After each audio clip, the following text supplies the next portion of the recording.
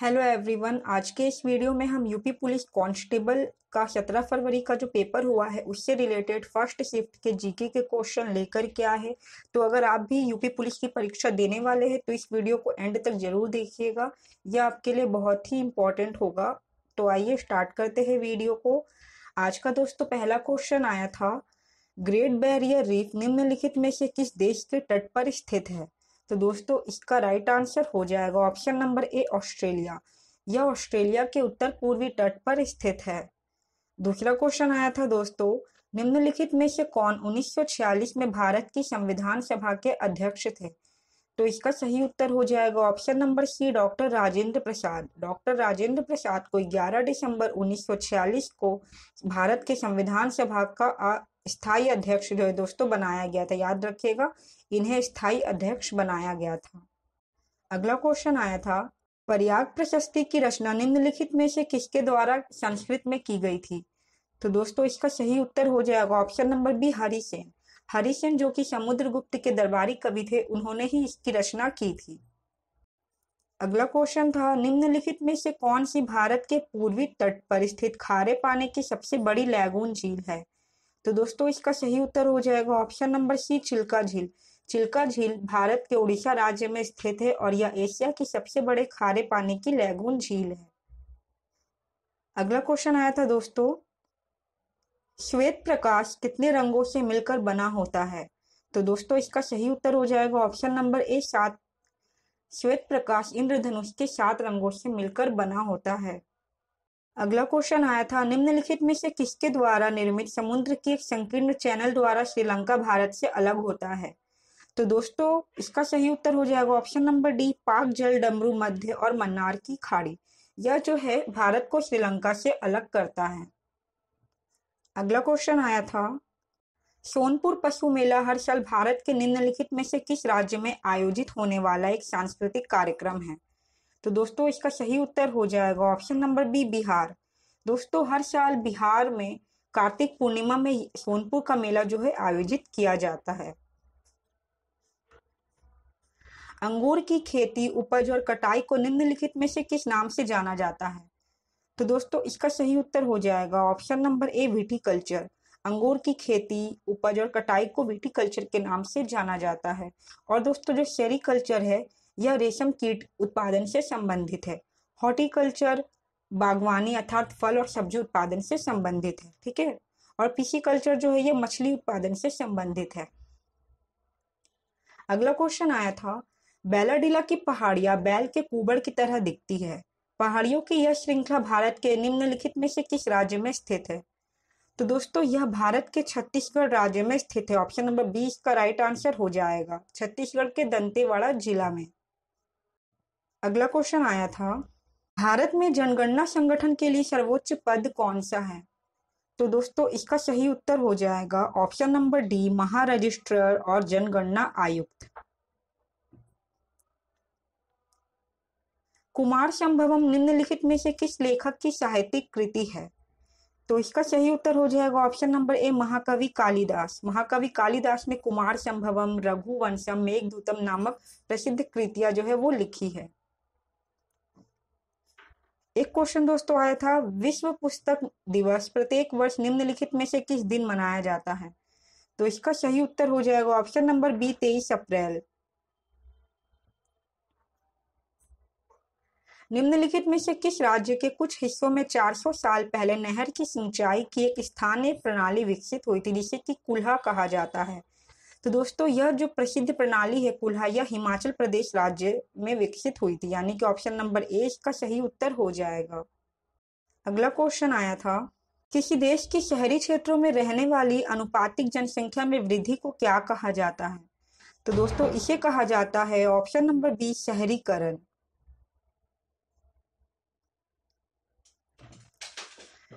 National aluminium company limited NALCO का पंजीकृत कार्यालय निम्नलिखित में से किस स्थान पर है? तो इसका सही उत्तर हो जाएगा option number A, Bhubaneswar Odisha. यह जो है भुवनेश्वर ओडिशा में स्थित है। विश्व स्वास्थ्य संगठन WHO का मुख्यालय निम्नलिखित में से किस स्थान पर स्थित है? तो दोस्तों WHO का जो हेडक्वार्टर है वो जिनेवा स्विट्जरलैंड में स्थित है, यानी कि ऑप्शन नंबर डी इसका राइट आंसर हो जाएगा। अगला क्वेश्चन आया था, सुरहा ताल प्रसिद्ध अभयारण्य है जिसमें साइबेरिया और अन्य ठंडे क्षेत्रों से कई प्रवासी पक्षी भी आते हैं। यह उत्तर प्रदेश के निम्नलिखित में से किस जिले में स्थित है? तो दोस्तों यह उत्तर प्रदेश के बलिया जिले में स्थित है, यानी कि ऑप्शन नंबर 20 का सही उत्तर हो जाएगा। अगला क्वेश्चन आया था, निम्नलिखित में से कौन सा सोशल मीडिया प्लेटफॉर्म पेशेवर नेटवर्किंग और नौकरी तलाशने के लिए सबसे उपयुक्त है? तो इसका सही उत्तर हो जाएगा ऑप्शन नंबर सी, लिंक्डइन। उत्तर प्रदेश में स्थित भदोही निम्नलिखित में से किस कला के लिए प्रसिद्ध है? तो दोस्तों इसका सही उत्तर हो जाएगा ऑप्शन नंबर बी, कालीन बुनाई। भदोही जो है उत्तर प्रदेश का, उसे कालीन शहर भी कहा जाता है। निम्नलिखित में से कौन सा उत्तर प्रदेश का राज्य वृक्ष है? तो इसका सही उत्तर हो जाएगा ऑप्शन नंबर बी, अशोक। निम्नलिखित में से उत्तर प्रदेश का कौन सा प्रसिद्ध लोक नृत्य धान और मक्के की खेती के दौरान किया जाता है? तो दोस्तों इसका सही उत्तर हो जाएगा option number A, Hurka Baul. Hurka Baul नृत्य जो है वो धान और मक्के की खेती के दौरान किया जाता है। अगला क्वेश्चन था, बनारस हिंदू विश्वविद्यालय की स्थापना पंडित मदन मोहन मालवीय ने निम्नलिखित में से किसकी सहयोग से की थी? तो दोस्तों पंडित मदन मोहन मालवीय ने 1916 में बनारस हिंदू विश्वविद्यालय की स्थापना की थी डॉक्टर एनी बिसेंट के सहयोग से। ऑप्शन नंबर सी इसका सही उत्तर हो जाएगा। मथुरा निम्नलिखित में से किसकी जन्म स्थली है जिसे ब्रजभूमि के नाम से भी जाना जाता है? तो इसका आंसर आप सभी को पता होगा, ऑप्शन नंबर डी, भगवान कृष्ण की जन्म स्थली है मथुरा। अकबर का मकबरा निम्नलिखित में से किस स्थान पर स्थित है? तो इसका सही उत्तर हो जाएगा दोस्तों option number B, Sikandra, Agra, Uttar Pradesh में अकबर का मकबरा जो है स्थित है। विमुद्रीकरण को निम्नलिखित में से किस नाम से भी जाना जाता है? तो दोस्तों विमुद्रीकरण का अन्य नाम है नोटबंदी, यानी कि ऑप्शन नंबर सी इसका सही उत्तर हो जाएगा। उत्तर प्रदेश राजस्व संहिता 2006 के अनुसार एक अवधि या एक पट्टे, वचनबंध या अनुदान के तहत धारित भूमिखंड को निम्नलिखित में से क्या कहा जाता है? तो दोस्तों इसका सही उत्तर हो जाएगा ऑप्शन नंबर बी, धृति या फिर होल्डिंग। यूपीएसएसएफ का पूरा नाम बताएं। तो इसका फुल फॉर्म हो जाएगा दोस्तों Uttar Pradesh special security force, यानी कि ऑप्शन नंबर बी इसका सही उत्तर हो जाएगा। निवेश मित्र मोबाइल एप्लीकेशन भारत के निम्नलिखित में से किस राज्य की एक पहल है? तो दोस्तों यह जो है एप्लीकेशन, यह भारत के उत्तर प्रदेश राज्य की एक पहल है। निम्नलिखित में से कौन सा वाक्य जीएसटी के लिए सही नहीं है? तो दोस्तों इसमें जो ए है, सी और डी है, ये तीनों वाक्य ही सही है, लेकिन जो यहाँ पे वाक्य नंबर बी है कि वस्तुओं और सेवाओं पर कई प्रकार के कर लगाए जाते हैं, ये जो है सही नहीं है। तो इसका आंसर ऑप्शन नंबर बी हो जाएगा। ठीक है, यही जो है सही नहीं है, बी इसका राइट आंसर हो जाएगा। ईमेल में भरोसेमंद स्रोत बनकर दुर्भावनापूर्ण कारणों के लिए संवेदनशील जानकारी जैसे यूजर नेम, पासवर्ड और क्रेडिट कार्ड विवरण आदि प्राप्त करने का प्रयास क्या कहलाता है? दोस्तों यह कहलाता है फिशिंग, यानी कि ऑप्शन नंबर बी इसका सही उत्तर हो जाएगा। टका निम्नलिखित में से किस देश की मुद्रा है? इसका सही उत्तर हो जाएगा ऑप्शन नंबर ए, बांग्लादेश।